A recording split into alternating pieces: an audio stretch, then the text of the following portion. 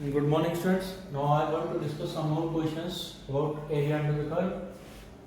Like find the area of the bounded curve y x is equal to 4 minus y square, है ना. तो ये हमारे curve की इक्वेशन दे रखी है एंड दी y एक्सिस. इसका जो एरिया y एक्सिस के से होगा वो हमें एरिया फाइंड करना है ना. तो आपको ये पता है कि x is equal to minus का y स्क्वायर.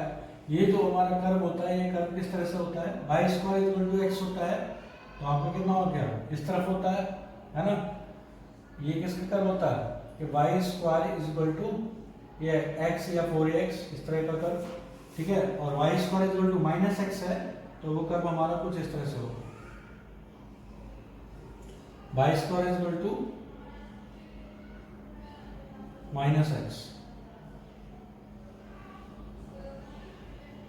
Minus x. ठीक है. अब मुझे ड्रॉ करना है कर्व के y square is equal to minus का कर्व ड्रॉ करना है. x is equal to 4 minus का y स्क्वायर, है ना. इसको मैंने थोड़ा सिंप्लीफाई कर लिया. तो y square is equal to minus का x माइनस का 4, है ना. तो इस वाले कर्व में और इस वाले कर्व में क्या डिफरेंस है, इस दोनों के कर्व में बस इतना सा डिफरेंस है कि ये जो वैल्यू है ये यहाँ पर कितनी हो गई है, x माइनस 4. तो मैंने लास्ट क्लास में आपको बताया था कि x से x माइनस 4 होता है तो वो 4 यूनिट पॉजिटिव x डायरेक्शन में शिफ्ट हो जाएगा. तो ये graph 4 unit positive x direction में शिफ्ट हो जाएगा. ठीक है. तो शिफ्ट करने के लिए ये ग्राफ को मैंने कर दिया इस तरह से, पॉजिटिव x डायरेक्शन में शिफ्ट कर दिया. ये हमारा x एक्सिस है और ये हमारा y एक्सिस है. तो we have to find the area of this, है ना. तो यहाँ पर ये हमारा वर्टेक्स है, कितना हो गया 4,0, और इस तरह का एरिया मुझे ये टोटल एरिया फाइंड करना है. तो यहाँ पर अगर मैंने वर्टिकल स्ट्रिप डाला, अगर मैं टोटल एरिया फाइंड करना है तो मैं इतना एरिया फाइंड कर ले रहा हूँ. एक्सिस के जो ऊपर पैराबोला है इतना पोर्शन मैं फाइंड कर ले रहा हूँ, है ना. और इसको क्या कर दूंगा, ट्वाइस कर दूंगा, तो आपको क्या आ जाएगा, एरिया आ जाएगा. तो इसको फाइंड करने के लिए ये हमारा कितना है 0,0, इसका y निकालूंगा तो y हमारा कितना आ जाएगा, y is equal to under root 4 minus x. तो ये लग गया 4 माइनस एक्स, है ना. तो इस तरह से. तो रिक्वायर्ड एरिया जो होगा, ठीक है. तो सबसे पहले हमें कर्व ड्रॉ करना आना चाहिए, उसके बाद में रिक्वायर्ड एरिया. तो ये मैंने मान लेता है इसका एरिया A1 है, इसका एरिया A2 है. तो required area is equal to A1 plus A2 and we know that the A1 is equal to A2. Symmetry है y about the x axis, है ना. तो यहाँ पर जो एरिया हो जाएगा that is twice of A1. तो ट्वाइस ऑफ A1 का एरिया जो है 2 इंटू एरिया का कहाँ से कहाँ तक है, x कहाँ से कहाँ तक है, 0 से लेकर 4 तक. इस स्ट्रिप का जो मूवमेंट होगा वो यहाँ से लेकर यहाँ तक होगा. ठीक है. 0 से लेकर 4 तक, है ना. तो 0 से लेकर 4 तक आपका क्या हो गया, x इज इक्वल टू 0 से लेकर 4 तक और y and D of x. तो अंडर root 4 minus x and D of x, ये वैल्यू हो जाएगी. ठीक है. तो इसको इंटीग्रेट कर लेंगे. तो इसको इंटीग्रेट करने के लिए आपको कुछ नहीं करना है,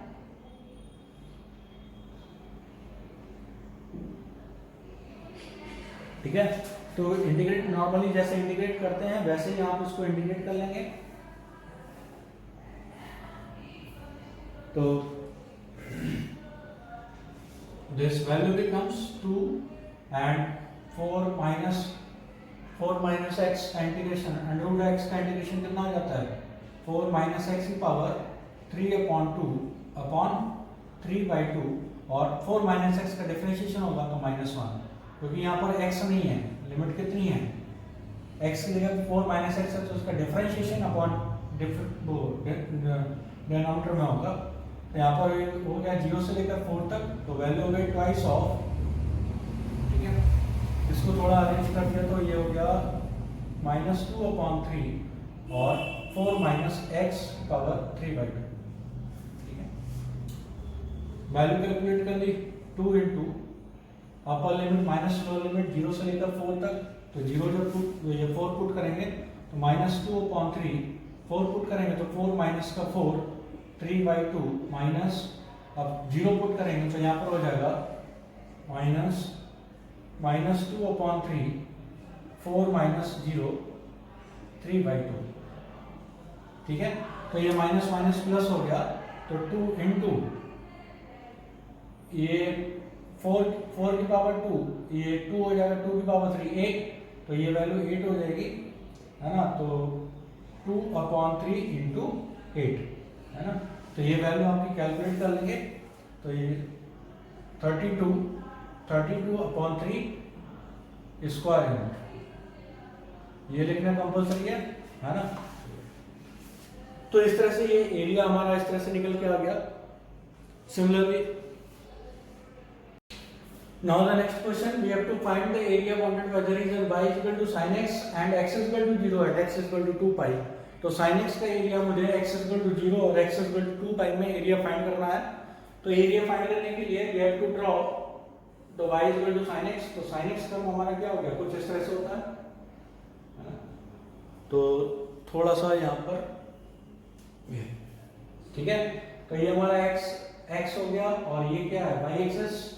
ठीक है, तो 0 से लेकर 2 पाई, 0 से 2 पाई में जैसे कर्व देखेंगे तो आपका 0 से पाई में जैसा कर्व होता है वैसे ही कर्व 0 से 2 पाई।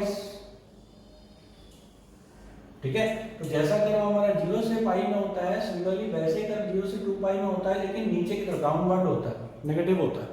ठीक है, तो एरिया जो है ये A1 एरिया है, ये A2 एरिया है। ठीक है, दोनों लूप जो जा रहा है ये लूप कंप्लीट लूप है ना, इस तरह से ये वैल्यू कंटिन्यूअसली मिलती जाती है। ठीक, तो आपने एक का एरिया फाइंड कर लेना है और आपको दूसरे में ऐड कर देना है, क्योंकि दोनों का क्या होगा, इक्वल एरिया होगा।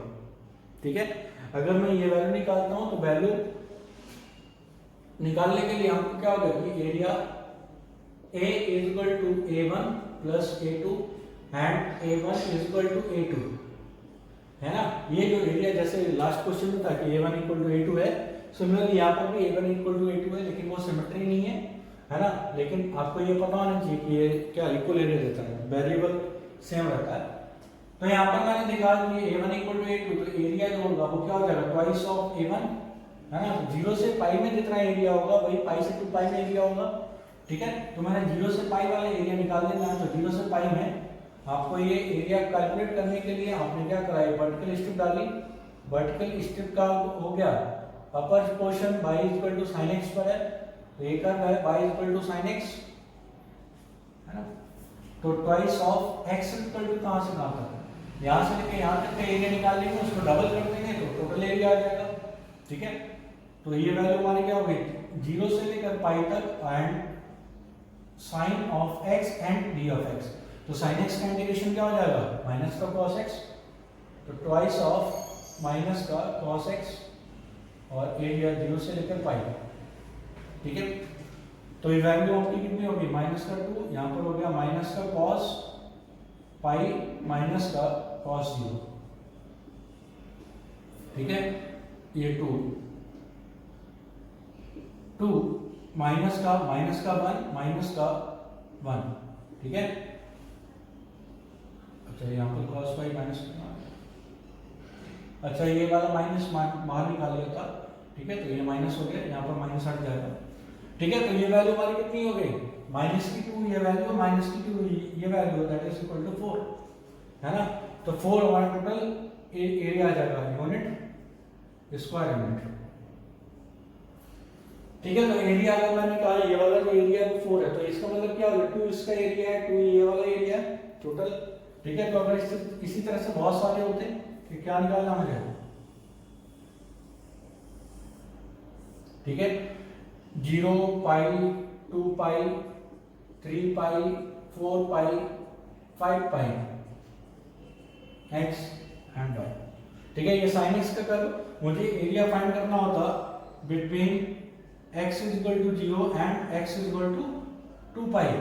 0 से लेकर 2 पाई के बीच में 2x is equal to 2 pi and x axis area bounded by this by the x axis। तो मुझे ये टोटल एरिया फाइंड करना है। ठीक है, ये टोटल एरिया कितना होगा, तो आपको क्लियरली समझ में आ रहा है कि इन सब का एरिया इक्वल होगा, है ना।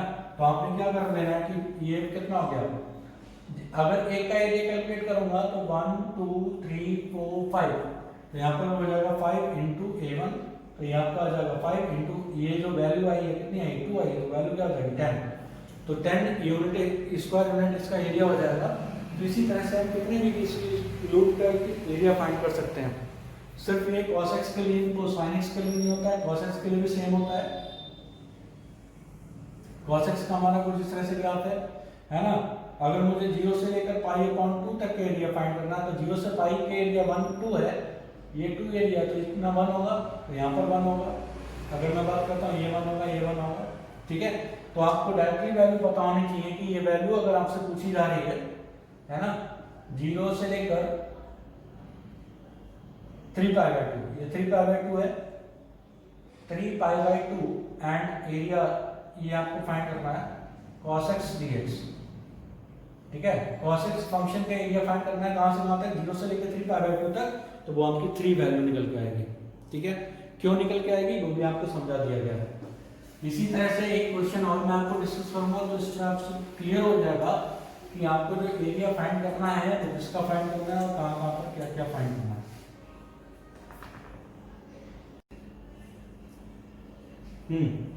Now see the question, find the area of the region x, y such that y जो है क्या है, x स्क्वायर प्लस 1 से छोटा है और 0 से बड़ा है। दैट मीन्स आपको क्या हो गया, अगर ये बात बोली जाती है कि y equal to x square plus 1 से छोटा है, 0 से बड़ा है, दैट मीन्स ये छोटी सी वैल्यू, ये पूरी वैल्यू, ये जो y होना चाहिए वो ये, जैसे y की बात करूं तो इस कर्व से y equal to x square plus 1 से छोटा होना चाहिए और y इक्वल टू 0 इससे बड़ा होना चाहिए, है ना। तो ये आपका आ जाएगा, ये टोटल बात यहाँ पे निकल के आती है। सिमिलरली अगर मैं बात करता हूँ कि y equal to x plus 1 जो लाइन होगी, तो line equal to y equal to x plus 1, line आप ड्रॉ करेंगे तो ये 0,1 से पास करेगी और इधर मैं मान एज्यूम कर लेता हूँ कोई पॉइंट 1,1 वो 1,2, तो वहां से पास करेगी, ठीक है। तो ये जो लाइन जो यहाँ से पास करेगी, अब मैंने बोला कि y जो है वो हमारा क्या है, इससे छोटा है, इससे छोटा है और इससे बड़ा है, ठीक है। तो वो भी क्या होगा, कुछ इस तरह से होगा, इस लाइन से छोटा और इस y इक्वल टू 0 से बड़ा, y equal to 0 and y equal to x plus 1 छोटा, ठीक है। तो वो कुछ इस तरह से होगा, ठीक है। तो मैं बात करता हूं तो कुछ वो ये वाला रीजन 0 और उसके बीच का एरिया, ठीक है।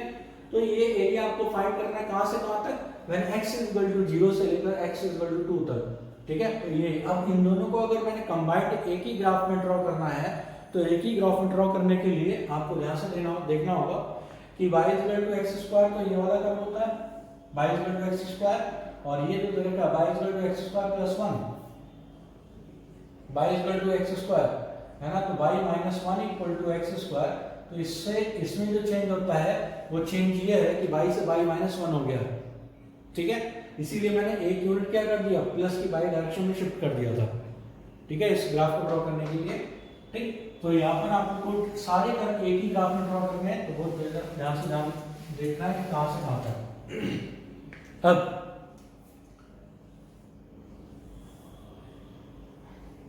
थोड़ा सा नीचे ड्रॉ कर लेते हैं,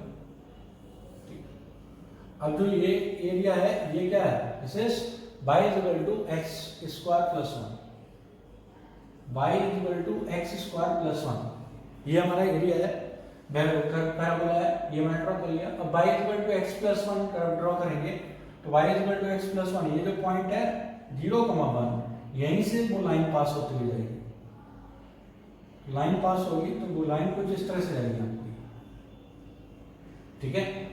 तो एक कर्व को मैं डॉटेड कर दे रहा हूं और एक कर्व को, तो स्ट्रेट लाइन को मैंने क्या कर दिया, डॉटेड कर दिया। तो स्ट्रेट लाइन 0 से लेकर यहां से यहां तक ऊपर जाएगी, इसके 1,2 दोनों पॉइंट 1,2 पॉइंट से पास करेंगे, ठीक है। आपको बात समझ में नहीं आ रही तो आप इनको दोनों को सॉल्व कर लेंगे कि y equal to x square plus 1 and y equal to x plus 1, तो आप सॉल्व करेंगे x square plus 1 equal to x plus 1, तो आपका एक्स स्क्वायर माइनस का एक्स इक्वल टू 0 तो यहाँ x कॉमन ले लेंगे, x minus one equal to zero, तो x equal to zero comma x equal to one, तो x इक्वल टू जीरो और x इक्वल टू वन पर दोनों क्या कर रहे हैं, इंटरसेक्ट करेंगे। ठीक है, तो ये तो फिलहाल मेरे काम की चीज नहीं है, ये मैंने आपको अभी ड्रॉ करने के लिए बताई थी, वैसे भी आप ड्रॉ कर सकते हैं। तो ये आपने ड्रॉ कर लिया। अब आपको बोला जाता है कहां से कहां तक, जीरो से लेकर, तो x equal to zero line ये वाली होगी, लाइन कौन सी है, x इक्वल टू जीरो। अब x equal to two, zero से लेकर टू तक है ना, तो x equal to two, x equal to one यहाँ पर है, तो टू यहाँ कहीं होगा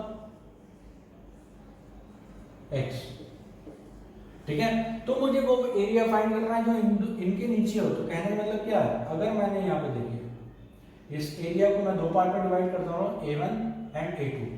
ठीक है, मुझे जो एरिया फाइंड करना है वो ये फाइंड करना है, पैराबोला नीचे वाले कर्व के डाउन में आपको फाइंड करना है, इस पैराबोला के नीचे फाइंड कर लेना है, और जो यहाँ पर जो बिलो फंक्शन होगा उसके नीचे। तो बिलो लाइन कौन है, स्ट्रेट लाइन, तो उस स्ट्रेट लाइन के नीचे आपको ड्रॉ करना है।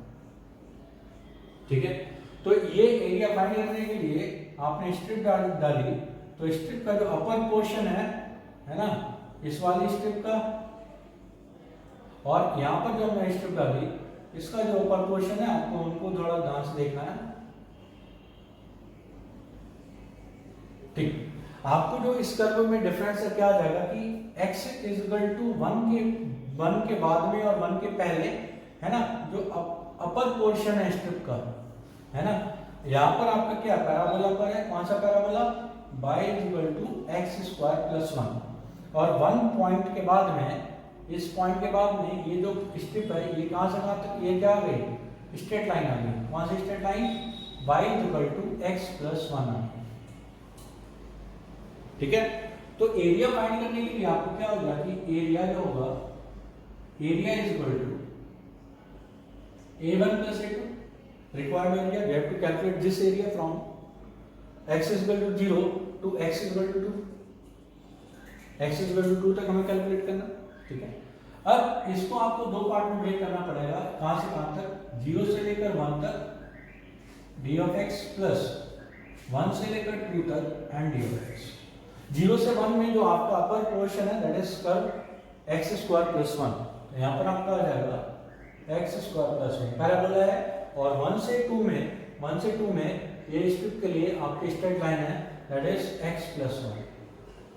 ठीक है, तो आपको इतना थोड़ा सा अच्छे से ध्यान से करना है इसको। तो यहाँ पर आपकी वैल्यू निकल के आ गई that is x³ upon 3 plus का x एंड वैल्यू इज 0 से लेकर 1 तक प्लस यहाँ पर हो जाएगा x स्क्वायर अपॉन 2 प्लस का x और वैल्यू इज 1 से लेकर 2 तक।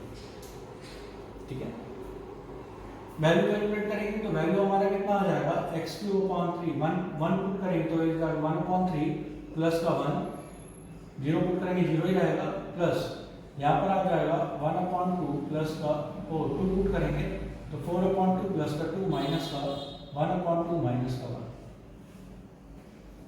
ठीक है, तो ये वैल्यू हमकी होगी 4 अपॉन 3 प्लस 1/2 बचाएंगे, 1/2 प्लस 4/2 5/2। ठीक है, तो ऐड करेंगे कितना हो गया 6, और 8 प्लस का 15 is equal to 23 upon 6 square unit. ठीक है, तो ये आपका टोटल एरिया आपका आ जाएगा 23 अपॉन 6 स्क्वायर यूनिट्स। ठीक है, तो जो भी यूनिट होगी उसका स्क्वायर। ठीक, तो इस तरह से हम एरिया कैलकुलेट करते हैं उन कर्व के लिए जहां पर हमारा फंक्शन ब्रेक हो रहा होता है एक पर्टिकुलर वैल्यू के बाद में, है ना। तो जैसा पर्टिकुलर वैल्यू में आपने डेफिनेट इंटीग्रेशन में भी देखा होगा, फंक्शन चेंज हो रहा होता था, है ना, तो हम उतने इंटरवल में ब्रेक कर देते थे। सेम यहाँ पर है कि अगर x इक्वल टू 0 से लेकर x इक्वल टू 1 तक जो फंक्शन है वो x स्क्वायर प्लस 1 है, और 1 से लेकर x इक्वल टू 2 तक जो फंक्शन है दैट इज x प्लस 1। तो हमें उतने ही बीच का वैल्यू का एरिया फाइंड करना है। ठीक है बेटा, तो इतना से ये एरिया अंडर कर्व, ये आपको सिंपल कर्व सही है, एरिया बिटवीन टू कर्व्स आपके सिलेबस में नहीं है ना, तो वो भी आपको नहीं करना है, इस साल आपको नहीं करना है ना। चलिए बेटा, थैंक यू।